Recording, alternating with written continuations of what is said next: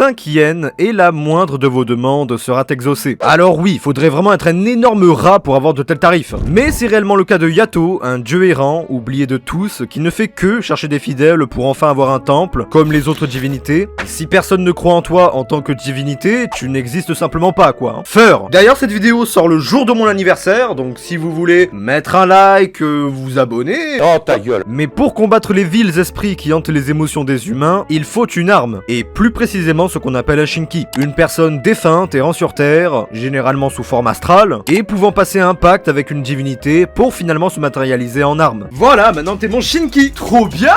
Waouh, ça déchire. Allez, on essaye.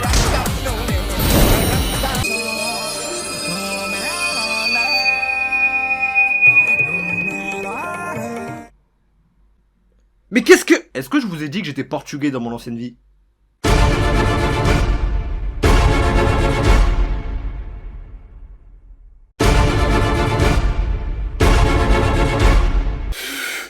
Mais Yato, le dieu SDF comme on l'appelle, va faire la rencontre de Hiyori, qui était vraiment à quelques syllabes de voler mon pseudo, mais qui a également une forme astrale avec une queue à l'arrière, à cause du fait qu'elle a voulu sauver Yato de se faire écraser par un camion. À 2 doigts de se faire isekai aussi, dommage. Et Yukine, un jeune adolescent qui ne veut pas accepter sa mort et qui va devenir son fidèle Shinki. Je me demande si on va vraiment s'en sortir. T'es un dieu, tu fouilles dans les poubelles et... Attends, c'est quoi ce truc? La passion, Yukine. La passion. Puis l'anime poursuivra sur le quotidien de ces 3 gugus qui vont assez explorer le monde qui nous entoure pour faire la rencontre de différents dieux et différents Shinki avec plein de personnalités différentes et Bishamon. Pardon. Tout ça en parallèle avec d'autres trames scénaristiques comme le passé des Shinki, leur véritable identité ou encore le passé de Yato et la romance avec Hiyori qui seront des plus passionnantes à suivre. C'est sûrement un des seuls animés où il suffit simplement de me faire réentendre l'opening une seule fois pour totalement me hyper et retourner à l'époque où je regardais ça sur des sites douteux. Sur Wakanim, je voulais dire.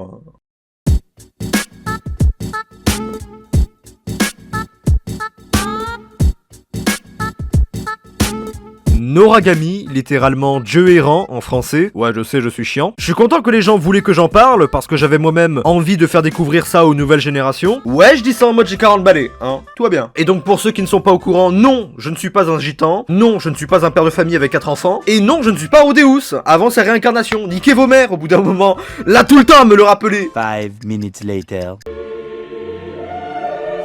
Ah ouais. Et s'il y a bien une chose dont je devais me rappeler sur l'œuvre, et ce qui a fait sa si grande singularité parmi les autres, c'est l'ambiance, le thème envahissant que dégage cet animé est tout simplement immense et grandiose. Directement t'arrives, on te présente un personnage principal pitoyable, comique et sympathique, et c'est en avançant dans la série qu'on commence mieux à le connaître, et qu'on se rend compte finalement que c'est un héros avec beaucoup de défauts également. Radin, orgueilleux, peut parfois agir comme un gamin, et du coup assez immature, mais c'est justement pour le rassemblement de toute cette personne, qualité comme défaut, qu'on finit par l'apprécier, ce petit dieu. Car malgré le fait qu'il soit tout au fond, il rencontre des personnes qui sont parfois dans des situations moins pires que lui, et pourtant il arrive à trouver la foi de les aider et de les rediriger dans le droit chemin, comme l'arc de développement de Yukine. Tout ça avec souvent beaucoup d'humour pour nous divertir, saupoudré d'instants de tranches de vie qui va sublimer un peu tout ça, pour finalement contrebalancer avec des moments d'action purs et kiffants, où l'OST mélangeant traditionnel et pop me met tellement en PLS que je ne peux que admirer le combat dans l'instant T. Bon, certes, il y a des valeurs assez shonen, comme un peu partout, mais ça reste grandiose. Bon, après, c'est pas comme vous l'imaginez, Waouh, combat de malade, Yukine. Je sais pas si je vais m'en sortir.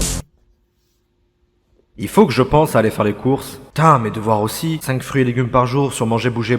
Waouh, combat de malade, Yukine. Et quand tu vas finalement capter ce qui te fait le plus kiffer en regardant ça, la série t'en offre encore. On te fait découvrir de nouveaux personnages avec un passé, une histoire, des sentiments et émotions qui vont altérer le jugement et les actions de certains acteurs, qui vont créer en fin de compte le tumulte qui va être résolu par nos héros. Tout ça pour notre plus grand divertissement. Une fois que la tension va redescendre, la série ne va pas chômer en amenant d'autres pistes comme la romance avec ravioli, qui se fera autour de la découverte d'autres facettes, d'autres personnages, qui va dernièrement former un tout homogène, sans pour autant nous perdre, tout sera assez facile à suivre, et chaque partie de ce monde, que ça soit le ciel, les divinités, les Shinki, ou encore les dieux errants comme Yato, ou les humains, auront tous leur intérêt d'agir à tel ou tel moment. Et le fait de laisser monter la pression de tout ça jusqu'au point culminant où tout ce développement va enfin se concrétiser et prendre forme, bah c'est sûrement l'une des choses les plus kiffantes que j'ai jamais vues. Tout l'arc des enfers avec Ibisu était tragique, émouvant et palpitant à suivre. Rien de mieux qu'une conclusion faite de combats sanglants, de décisions importantes pour l'avenir, et de mystères planants nous hypant pour la suite. Et s'il y a encore beaucoup d'œuvres qui méritent d'être regardées, ça je le sais, alors une chose est sûre, c'est que Noragami en fait partie. Ah oui, mais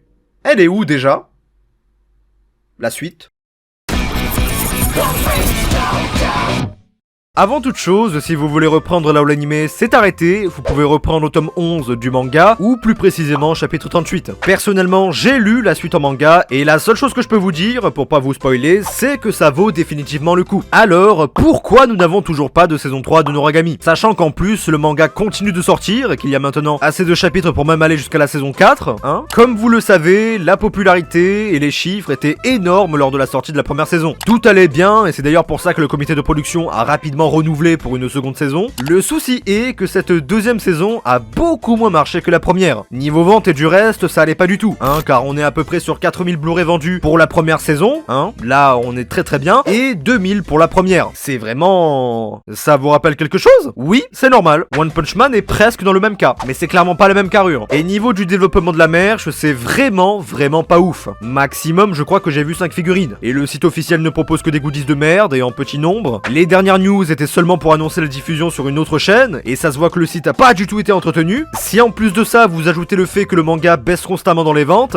ce qui pourrait s'expliquer par son rythme très lent de parution, alors oui, là vous vous dites que c'est vraiment la merde. Et vous auriez pas tort d'ailleurs, hein, parce qu'on est presque dans une sorte de cercle vicieux. La saison 2 n'a pas beaucoup marché, donc pas de suite. Pas de suite égale baisse des ventes du manga, baisse des ventes du manga égale anéantissement de la série, et donc pas trop de chance de suite, qui aurait pour le coup vraiment besoin d'une nouvelle saison pour rebooster ses ventes, et la hype dessus. Vous voyez ou pas le giga traquenard là? Mais pas de panique à bord, il y a encore de l'espoir. Un peu mais quand même. Déjà, bon de noter que le Twitter officiel de l'anime compte 100 000 abonnés et continue d'être actif, hein. Dernièrement ils ont fêté les 100 millions de vues dépassées sur l'opening je crois. Mais en plus de ça, facteur important dont on n'a pas parlé, c'est la demande, la popularité de l'œuvre. Et à ce niveau, franchement, ça fait plaisir de voir qu'il reste toujours autant de fans de l'œuvre qui demandent incessamment une saison 3. La demande reste toujours aussi énorme aujourd'hui. Il y a qu'à voir le sondage sur ma chaîne, hein, avec Noragami le plus voté à côté d'autres animés sortis récemment. À chaque tweet sur Noragami, tu seras sûr de pouvoir compter plus de 10 personnes qui demanderont en dessous une saison 3. Et avec la demande, plus une mobilisation quelconque, ou simplement de l'acharnement, je suis sûr que ça reste possible. Ces derniers temps, c'est la mode, hein, de renouveler des séries dont on attendait 3000 ans la suite, hein. Regardez Hatarakuma Usama, regardez The Irregular, regardez Vinland Saga, regardez Goblin Slayer, tous des animés dont on ne pensait pas recevoir de suite. Et d'ailleurs, il y en a dans le lot qui n'ont pas fait de si bonnes perfs, hein. Mais vu que la demande était très forte et attendue, ils l'ont fait. Et avec Noragami, vu la grosse fanbase qu'il y a derrière, je suis persuadé que s'ils font une suite, ça va atteindre les résultats escomptés. Il suffirait juste que les studios Bones trouvent un créneau, une équipe, les doubleurs et que le comité de production voit l'intérêt de faire une suite. Le pire! Bon bah là je me prendrais pour un mixam, mais le pire! C'est qu'il suffirait vraiment d'un petit coup de pouce, hein. Là t'es là, t'annonces une petite news à la prochaine expo au Japon ou autre, tu fais monter la hype et bim! Voilà! Franchement, ça serait tout simplement fou! Peut-être même que si le manga arrive à faire un bon coup de com', ça pourrait le faire aussi, hein. Mais à voir. En tout cas, avec tout ce qu'on a, on pourrait croire que c'est mort. Mais en fait, il suffirait juste d'une petite étincelle pour faire partir un brasier. Ok, la saison 2 n'a pas marché. Ok, tout est en stand-by. Mais si un petit coup de com' bien placé pouvait se faire, ça pourrait tout changer. Mais au vu de la situation sanitaire et de tous les problèmes qu'engendre aussi cette nouvelle époque, donc le manga dématérialisé, les Blu-ray aussi, bah c'est sûr que c'est pas super évident. La preuve, je vous ai parlé des ventes Blu-ray, hein, parce que c'était en 2014-2015. C'est parce que en 2014 et 2015, c'était ça la principale source de revenus. Aujourd'hui, c'est le streaming. Et Wakanim a hélas perdu la licence. Laissez-moi tomber en dépression. Mais évidemment, comme d'habitude, si toute information venait apparaître, et là je vous parle vraiment de la moindre information, hein, parce que bon, bah je vous préviendrai en commentaire. Vous avez juste à en laisser un. Sur ce, c'était tout pour cette vidéo, j'espère qu'elle vous aura plu et qu'elle vous aura aidé si c'est le cas. N'hésitez pas à vous abonner, liker, partager, ça me fait vraiment super plaisir. Quant à moi, je vous dis à une prochaine vidéo, en attendant, portez-vous bien. Ciao, bye.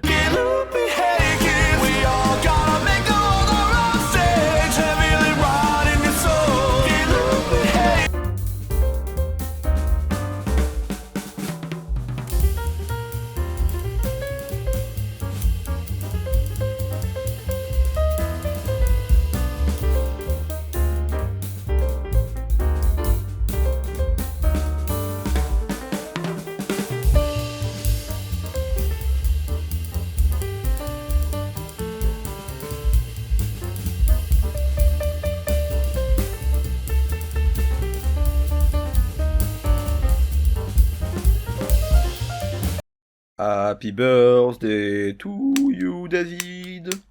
Happy birthday to you.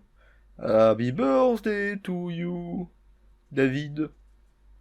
Happy birthday to you. Nique sa mère.